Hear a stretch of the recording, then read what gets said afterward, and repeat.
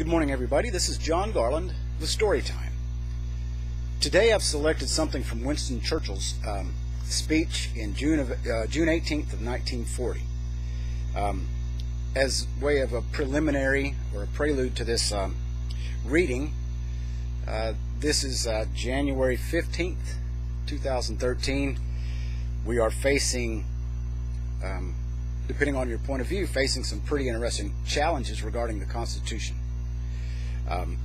And much in the way that Winston Churchill talked about, we are facing the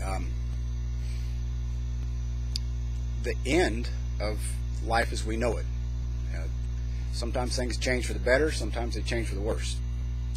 At any rate, I'm going to read from a speech that Winston Churchill gave June 18th of 1940. It's titled, "This Was Their Finest Hour." Enjoy this selection with me and have a little discussion after this. And you can take the British Empire out and put in the United States, and just, let me know. It should be stimulating conversation. What General Weygand called the Battle of France is over. The Battle of Britain is about to begin. On this battle depends the survival of Christian civilization. Upon it depends our own British life and the long continuity of our institutions and our empire. The whole fury and might of the enemy must very soon be turned upon us. Hitler knows he will have to break us in this island or lose the war. If we stand up to him, all Europe may be freed, and the life of the world may move forward into broad, sunlit uplands.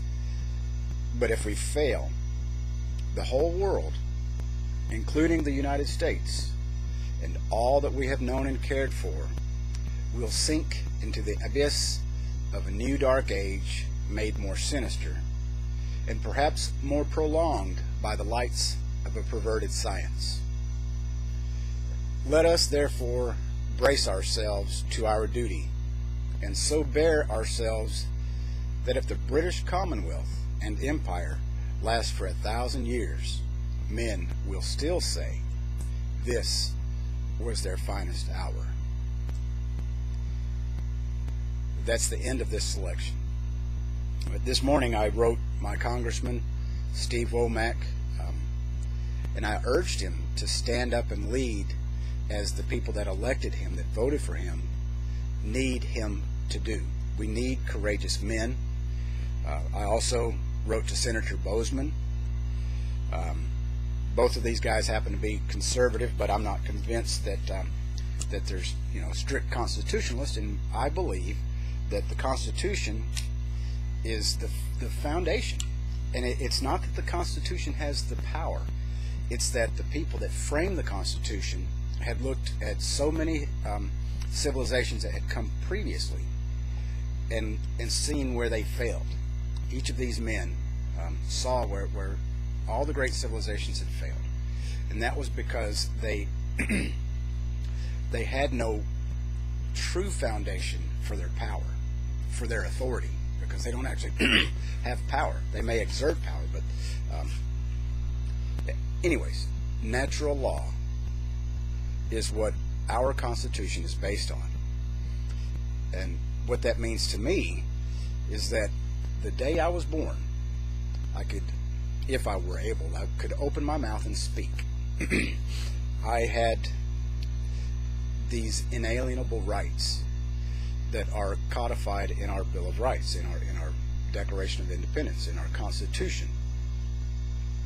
That there are things that every man and woman has because of the way the natural universe is.